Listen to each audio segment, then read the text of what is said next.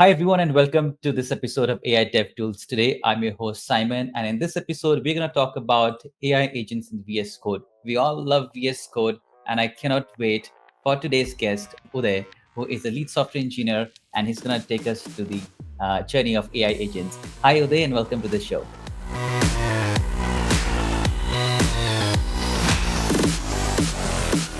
Hey, thanks, Simon. Hi, everyone. My name is Uday. So I'm a lead software engineer, basically like designing and developing applications using cloud native architectures. And like in recent past, I've started learning about these AI agents, like how developers' life will be better with this. So we can get started with this. Yeah, exciting. I'm going to add your screen to the stream. Everybody else can see, Uh, and it's yes, your show. thanks. Thanks, Emma. Uh, let's see, let's give a little background on what is this, what are these AI agents. Before going there, let's talk about a little bit on LLMs. Like LLMs are large language models, which are built on, which are trained on a lot of features like development or documentation and everything. So these AI agents, like which will be using in the backend, all these LLMs to make sure like whatever the task we have, and they'll go ahead and see like okay what is the ask of the person, and they'll go ahead and they'll try to get an answer for us. So this is on a high level how these agents interact with LLM, how agents are perfect for a developer to see or develop their own things. So picture yourself in a scenario. You're a developer, wear a hat of a developer for some time, and think of a scenarios where you go ahead and see like you have a huge development work in pipeline, and you might need a helping hand where you know how to do it, and you might need some helping hand from someone to say like okay, hey, this is the task what I have, can you help me to do it? A junior resource can help you. Or there may be a scenario where you stuck when you are doing a huge code, and you might need a new pair of eyes to see like okay what is going wrong. Or you may have a huge project which is developed long back or in a different technology, and you might need some help to get it rewrite into your own language which you are comfortable. All these things. So end of the day, you might need a person or you might meet someone, right? So to say like okay, hey, I know I can help you with this. So the perfect answer right now in past 6 months or 1 year, if you ask the same thing to anyone, they say like it's an AI. So let's see like how exactly these AI can help developers life easier. So most of the time, like 80% of the time, I would say 80-90% of the time, developer will be head down and coding. So let's see how AI agents can work. So like to name some AI agents, like we have several code assistants. I should not say AI agents, like code assistants. What we have, like we have GitHub Copilot, we have Amazon Code Whisperer, and we have I think it's cursor ID, like so on and so forth. Like I did like some research on all these things, and today we're going to dive into a little demo on how we can create a simple microservices using Spring Boot with VS Code. So if you can able to see my screen, so this is VS Code, and you can easily download it from Google. And some prerequisites of what we have is plugins. So where we have GitHub Copilot plugins, we need to be installed where I have already installed out there. So we have GitHub Copilot Chat, and those are two plugins at minimum we are needed. So next one. So in case you have any GitHub account, you can go ahead and log in. So I mean, I've already logged in just to make sure like we can speed this up. So if in case you didn't log in, it may ask you for login. So we have like free tiers and paid tiers. I would prefer like if you are doing R&D or if you're not using that much, go for free tier. It's absolutely good. So go and log in yourself into GitHub. So I've already done that. So when in this session, like I want to make you familiar with three words. One is a chat mode, another one is prompt, and last one is instructions. Let's see like how these three words will change a developer's life. So when you see here, so when you log in and when you have your IDE open, extensions are installed, everything is good. So you have this icon on the top, so the toggle chat. So click on this, it will open a chat. So by default, I'm using a lot of time, so it's by default going to agent mode. So we have three modes in there. The buzzword one, chat mode. So we have three modes out there. So one is an ask mode, so which is like you go ahead and ask something and give an answer. It's more of like a Google kind of thing, I would say, but advanced Google. And second thing, always there is a disclaimer. Don't don't believe AI. It can make mistakes. So second one is an edit mode. So it has a limitation in edit mode too, where it says like, okay, I mean, give me some specific task and let me give me, I mean, specific scope of it, and I'll do the job for you. And the hero of our topic right now is agent mode. So this agent mode, if you see, so it says like, okay, ask Copilot to edit your files in agent mode. So Copilot will automatically use multiple requests to pick files to edit, run terminal commands, and iterate. So the major difference what you see is between other modes in this mode. So it has a thinking mode, like it start thinking like you. So whatever you do, so the similar patterns is being implemented in this agent, in this agent. So it will think like that, and it will execute like that. It will try to behave like you. So let's try with a simple thing. So I have a simple ask for this. So what I'm asking it is to create a small microservices for me and Spring Boot, where I'm saying like follow proper coding standards, follow structures, and use in-memory database and some boilercode, boilerplate coding, so frameworks and everything which I'm asking it to do. So let's see what it does for us right now. So keep in mind, like we have an agent mode on here. If you see it here, and we have different LLMs. I said initially, like the agent modes are using LLMs, right? So I'm using this Claude Sonnet 3.5 right now for this demo, whatever we have. So let's see what happens right now. So as I said, agent mode think like you, and it will try to run some commands and it will ask you something. So if you see it right now, I don't have any folder open, nothing. I just freshly opened an VS Code and I'm asking something to it. So second buzzword of the day. So we talked about chat modes, and the task, whatever I'm giving, we call it as prompt. Prompt is nothing but the task which you want GitHub Copilot to be done. So let's go. What is happening? As I said, it thinks like you. So I don't have a folder open. It's asking me, hey, you want me to open a folder? Yes. I say continue. I'll go to, I just pre-created a folder as part of demos. So I'm selecting this as a workspace. So what usually a developer will do, either developer will go to a Spring Initializer to get the project downloaded, or by manually he'll go ahead and create the project setup. So let's see like what GitHub does. GitHub Copilot does. So just when it's running in background, I'll show you like what is Spring Initializer. So most of the developers will go here and say like, hey, this is my requirement. Give me a boilerplate code to me, or the basic structure, folder structure, and everything. So let's see what Copilot does for us right now.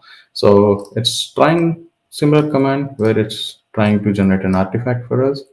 So let's see what happens here. So it's ran a terminal command. As it said, it ran a terminal command. So, oh, it got an error. It's apologizing us, saying like, "Hey, we got an error. Let's see like what I can do." It's saying like, "I'll create a project structure manual." So this is a usual practice. Right? If you're a developer, if you try something, it goes wrong. What you do, you go ahead and see what are the alternatives you have. So the agent mode is. My hands are empty. I'm not doing this. I'm not typing that. Yeah, agent mode is intelligently thinking like, okay, as a pattern. Okay, if this is not working, what are the alternatives I have? Like it's plan B, plan C. Like it will go on, keep on executing those plans accordingly, and it will finally like create a whatever we are looking for, or it will generate whatever we are looking for. Just maximize this for a bit, and we can see what it is doing. So it's trying to generate. It's not happening. Now it's creating all the necessary files and folder structures manually. So it's still working on it. So when I mean, if you remember, like we have mentioned, like we need to follow the proper folder structure. So if you see, it's created a lot of folders out there to follow a pattern. So I don't need this now. So let's see. So it's going on. So I mean, while it's getting created, let's talk about a little more on prompting. So we always say like in software industry, like garbage in, garbage out, right? So the prompts are similar, works in a similar way. So your prompt is very specific, to the point, and precise. Then your output will be like that. If you give a random questions to it, and it will give a random output. So I would suggest like be specific whenever you are using a prompt, so it will be very useful for you and it will work perfectly.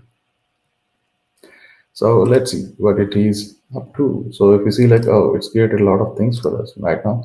So it's created some resources which says like, hey, what are my property files, and it has implemented logging for us. It has a database, and it has a application class which we can run, and we have a model which we have called like a temporary model to create. We have a repository, and we have a service, and we have other things, and we have a security too, which I've told to create a security for us.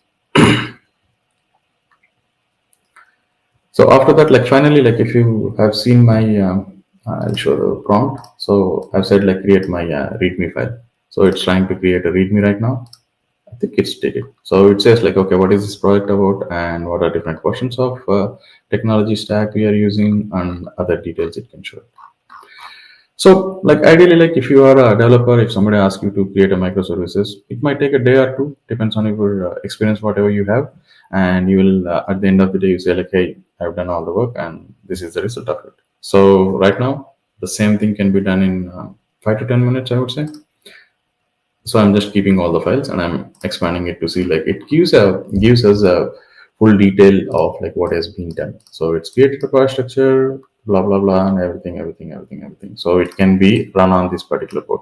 Let's try to run this application. I don't want to type any commands. I'm asking this to run application to see like what it does. So it should be running my one command Spring to run the Spring Boot. It's asking me the permission. I'm going ahead, and it's going there. Should be there. Hopefully, no errors out there. Yes, it's keep on starting. So I can give a demo on endpoint and Postman. So where if you want to do further development on this, right, you can wipe code it, or you can do a prompt saying like, hey, can you generate a React.js code as a front end for me to call these API endpoints? Then it will definitely do that for you too. Due to time constraints, let's just stick to the Postman. So if you can see my Postman, so I'm just running the API endpoint to see like if I have any uh, data. So it says like, no, you don't have any data. So if you see there is an error 401. Let's fix that. So go back and tell it like I'm getting 401 error while accessing the endpoint. What is this? Yes. Uh,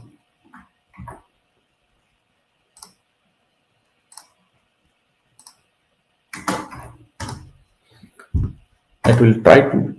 Okay, I'll have to shut this down.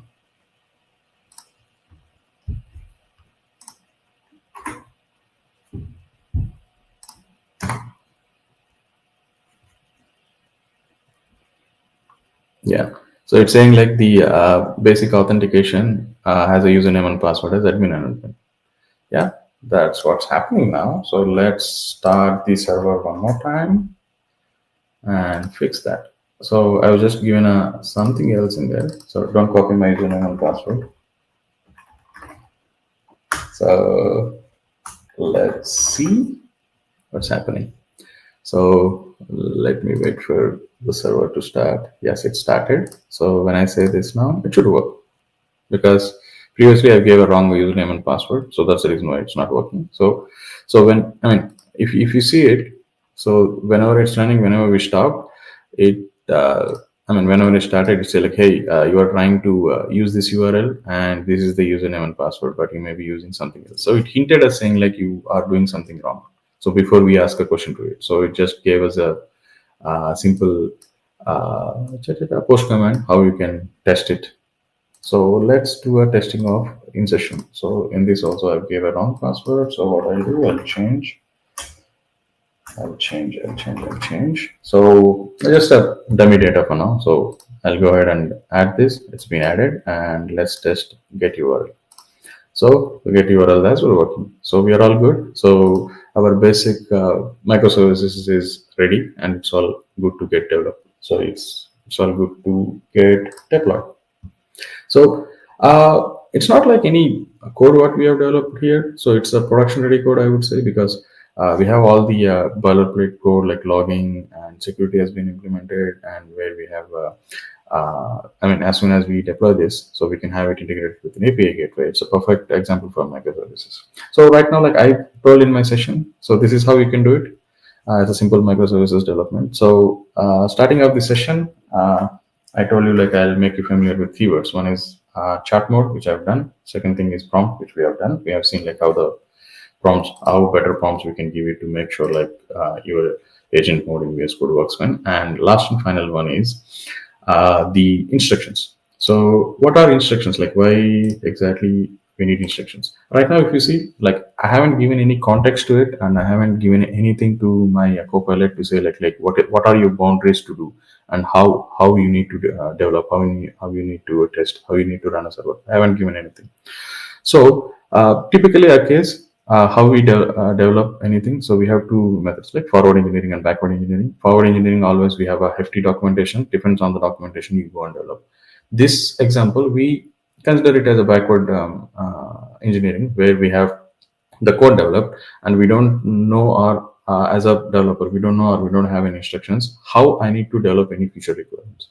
So for this I would say instructions are better. So we have in generate instructions. So how we can do it, like just go ahead, click on generate instructions. What it does is like it will define a pattern, or it will read all the code, current code, and it will try to establish, or it will try to create a document on it saying like, hey, these are the instructions how you need to follow for any future development of what you do. So let's see what it does. So it's trying to create a GitHub folder. If you see it here, and you might end up having a file. Uh, it's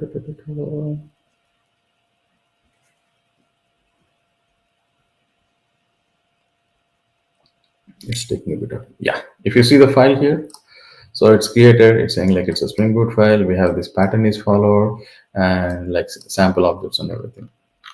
If you see it here, everything is there. So one more beauty of this, I want to do this is like I want to create an architecture diagram. Architecture diagram using, we have a mermaid charts. You might have familiar with it, or let's like just Google it and see like what are mermaid flow charts. Uh, Architecture diagram using mermaid flow charts and update in README file. So I'm asking it to create a architecture diagram and update into README file. So while it is doing, let's see like how we can push our changes to our repository. So I have a repo created beforehand. So what I'll do once this is done, let's readme is getting created. So yes, it's all done, I would say. So changes looks good. This is my prompt. Please, you don't need to please him, but yeah, please push code to, I would say, what is the main branch or master branch? I forgot. Give me 1 second. Branch I have is the main branch here. I would say push code to main branch with meaningful command. What it does right now, so I mean, till now what I've done, we have done a simple microservices in Spring Boot, and like, I mean, that's not it, right? When you have given a task, finally you just need to push it to GitHub repo, and where your peer will review it. So right now, like we'll end till we push the code to GitHub, and the peer review part, I think we'll leave it later.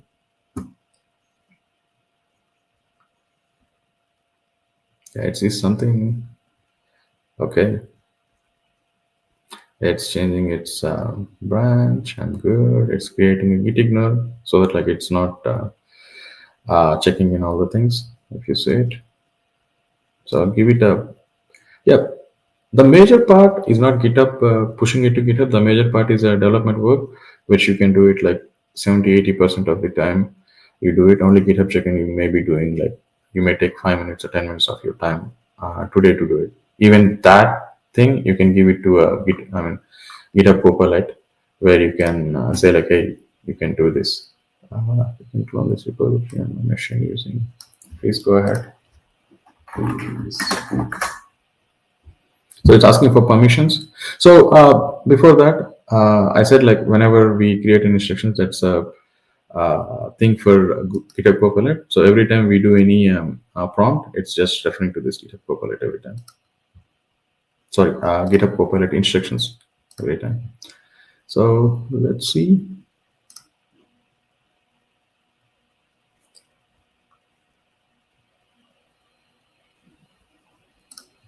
Yeah, it's taking a bit of time today to check that in.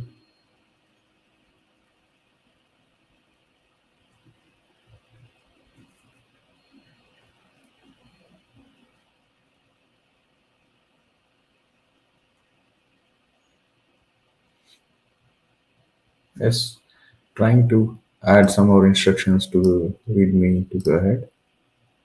So finally, like once these commands gets executed, right, you can see the code is being pushed to this particular repo. So when it's doing this, right, so let me introduce you to some more where I was talking about these chat modes and everything, right? So the three buzzwords, the chat modes, if you see my screen here, like we have a lot of chat modes which are already created. You can refer to this awesome Copilot GitHub repo. So where it has a lot of instructions how your chat mode should work, which is nothing but having a boundary around it. And similarly, like instructions, how you can give instructions, like Java instructions are there. This is specific to a technology or specific to something which is related to your project. And finally, the prompts also you can specify saying like, hey, how a particular thing should be working. So the funny prompt I have seen is like how data Spring Boot. Yes, whenever you are asking a chat mode, how whenever you say like, hey, create a Spring Boot project, how it has to be supposed to be looking at working. So this is about something which I wanted to show, and let's see what's happening. So yes, it's about to push. So it's just pushing everything. Yeah, it's now, it has a, let me expand this. So it says like, okay, I'm doing something, I'm doing some license. It's all open license, right? So it's created all the necessary commit changes, and it's finally saying, hey, I've done all these things. So now let's see whether it's really did it. So this is our repo, if you see. So whatever the changes we have done has been pushed to here. So just to recap of the session, we just seen like how we can use chat mode in VS Code and do coding, and which can help in debugging when you have an issue or freshly generating a code. And second thing is what are prompts, like garbage in garbage out. Like if you give a better prompt, it'll give you better results. And final thing is the instructions, where you have a boundary defined saying like whenever you are doing a development, you in the sense like an agent is doing a development, what are the instructions it needs to follow, and all these things. So this is pretty much about a quick demo on how you can quickly be productive in your world and get help from your I mean, code assistants, whatever you have. We still have a limitations on this. Let's say like I mean, this is a simple microservices right, which we developed. It works perfectly. If you have a bigger project like big monolith, so you might need to fine tune your instructions, prompts, or chart mode to make sure like it is serving your purpose better. So with that, I'll say happy coding and happy learning. Thanks everyone for joining and listening for the session. That was absolutely great, Uday. I really liked on how you picked all three different parts of the AI agents in VS Code and explained all three of them. My only quick and follow-up question for you is, I know for those who are getting started with the AI agents for the very first time, the basic question that everybody will have is how is it different than using the Copilot in itself? On top of that, AI agents, what's the big difference between using AI agents and just using Copilot? Yeah, Copilot is like, I mean, basic difference like generative AI is like more of like a question and answers kind of thing, where it can give you a specific information. Let's say if I ask like, hey, can you give me logic for adding two numbers? It will give a Yes. logic in there. That's it. It's not doing anything more. Agent mode, it will think like me. So if I'm asking a question saying like, hey, I need to have a program to be added, so it don't display it. It will try to create those files, or it will go ahead in the project which you are working, and it will create it. So one more example: if you have an issue when you're developing, I've shown you a 401 unauthorized issue, right? So in that case, so whenever it's in Gen AI mode, it doesn't have the context of your project. So agent Hmm. mode will run through and see the actions which are happening, and it can capture the actions, and it will give you a response on top of it. So it's basically like it's more of like Gen AI versus AI agent. I would say the thinking mode and repetitive or Hmm. the fixing mode will be missing in Gen AI when you compare to agent. I think we Yeah. have other topic called agentic AI, right? This is a huge Mhm. topic, so we're not going there. But yeah, the major difference I would say, it has a thinking capability and it can make decisions autonomously. So that's one biggest win in AI agent versus if you go for chat mode and Gen AI mode. Well, that's perfect, Ray. I think I really loved it, and thank you for answering that question. I think we are only in 26 minutes, so we'll just wrap it up. Is there any final thing you want to say before we just close the show? Yeah, I think thanks to you, Simon, for giving a nice opportunity for me to share my experiences. Yeah, Oh, as well, always, thanks. like happy coding, happy learning. Yeah, well, thanks to you there for your time, and thanks to everybody who has joined us today. We'll see you another episode in another time for the AI Dev Tools today. Until then, take good care of yourself and see you soon. Bye bye. Bye bye.